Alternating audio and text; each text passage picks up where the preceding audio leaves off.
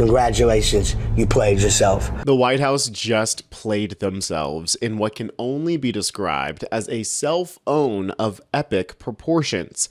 The Republicans' refusal to back down on cutting Medicaid ended up causing the government to shut down. And while that is horrible for the thousands of federal employees who managed to withstand the abuse from the Trump administration so far, it's also had some pretty hilariously bad consequences for Trump's favorite pastime, being an asshole online. We do a little trolling. It's called We Do a Little Trolling. The White House social media team has turned being a little shit into an Olympic sport. They've posted these AI cartoons of migrants getting deported, ASMR of people in literal chains, and of course another AI photo of Donald Trump as the king of America. The unprofessional twerps on Trump's communication team aren't just doing it on social media either. They're even privately responding to requests from comment with dumb memes meant to piss off and rage bait journalists who go on to point out how insanely stupid they're making the US government look.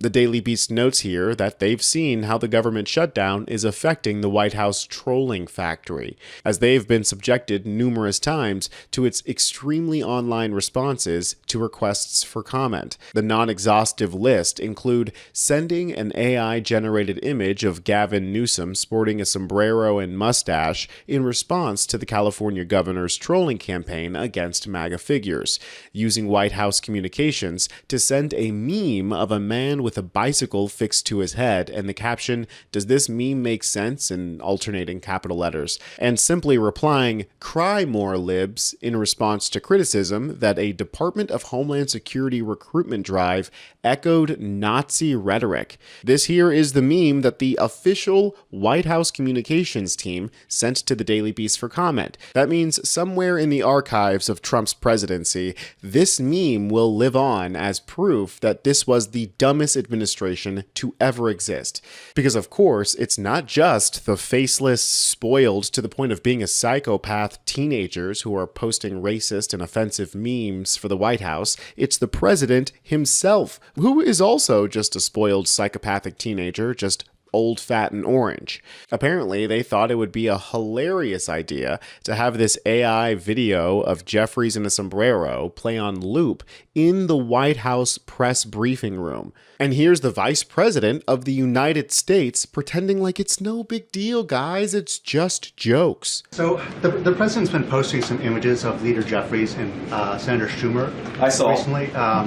You've said that you're interested in good faith negotiations with these leaders, but what message does that send? Is it helpful to post pictures of Leader Jeffries in a sombrero if you're trying to have good faith talks with him? Oh, I think it's funny. The president's joking, and we're having a good time. You can negotiate in good faith while also poking a little bit of fun. Right, so the president and MAGA can joke about ripping migrants from their families and making racist, stereotypical memes and jokes about Mexicans. But if we make one joke about Charlie Kirk talking out of the side of his neck, all of a sudden, we're the intolerant mean ones. I'd say give me a break, but it looks like we're actually getting a break, as there is a silver lining to this government shutdown. The official White House account posted this meme today that really brought a smile to my face.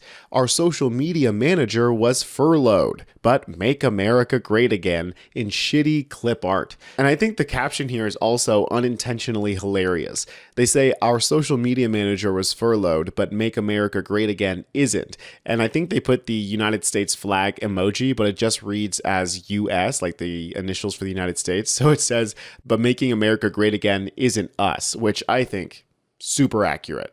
People in the comments are roasting them, as they should, for this ridiculous post. Oh, but Zelensky not wearing a suit was unprofessional, but this shitpost is fine? Shitposting from the White House with our taxpayer dollars does not help your cause. Families won't receive a paycheck, but let's joke about it. Leadership at its finest.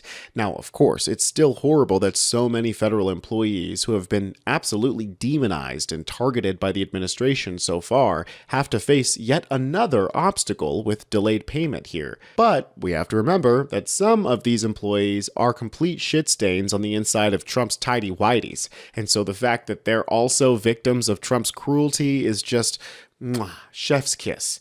I hope this means that official government accounts like the DHS and the White House will be forced to stop posting as much racist AI slop, but who knows? Maybe Trump might just fund this out of his own pocket. After all, wasn't he the one that said that a government shutdown is a failure of the president? And Scott, one thing that people have been reminding me of today is what President Trump himself used to say before he was president about what happens when there is a government shutdown. Listen to him in his own words.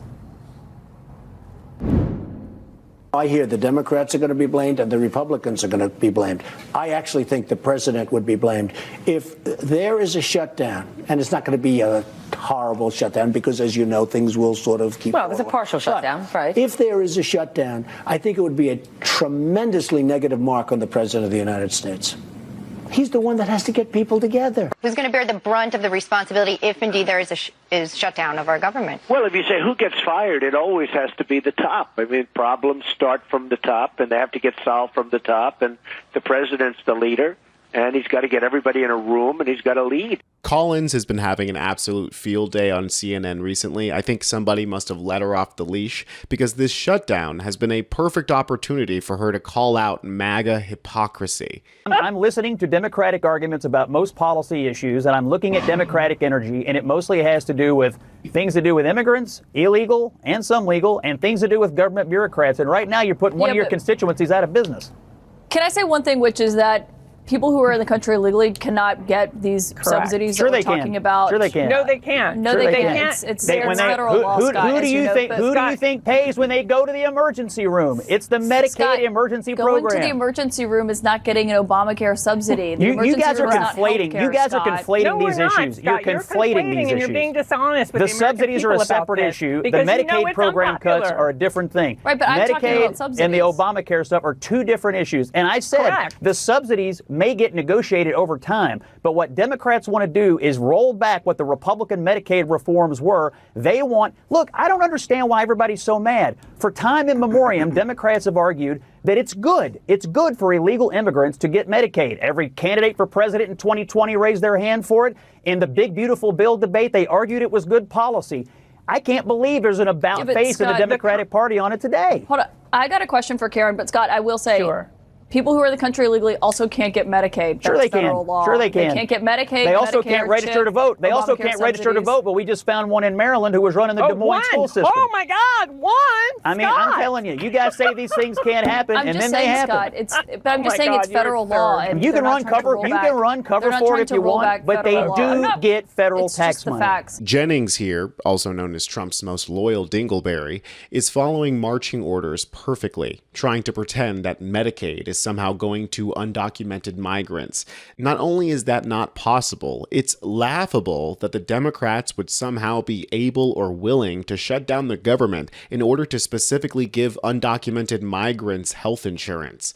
Ironically, the largest beneficiaries of the Democrats going to fight for the ACA here are MAGA voting Republicans. The shutdown revolves around the fact that looming tax credits are about to expire, and that a bunch of cuts to Medicaid were just passed through Trump's big beautiful bill. I mean, we've gotten so far past reality that there are people that would genuinely argue that the moon is made of cheese so long as Trump said it looked like cheddar. Subscribe to Really American for more of this kind of news that MAGA hates for you to know.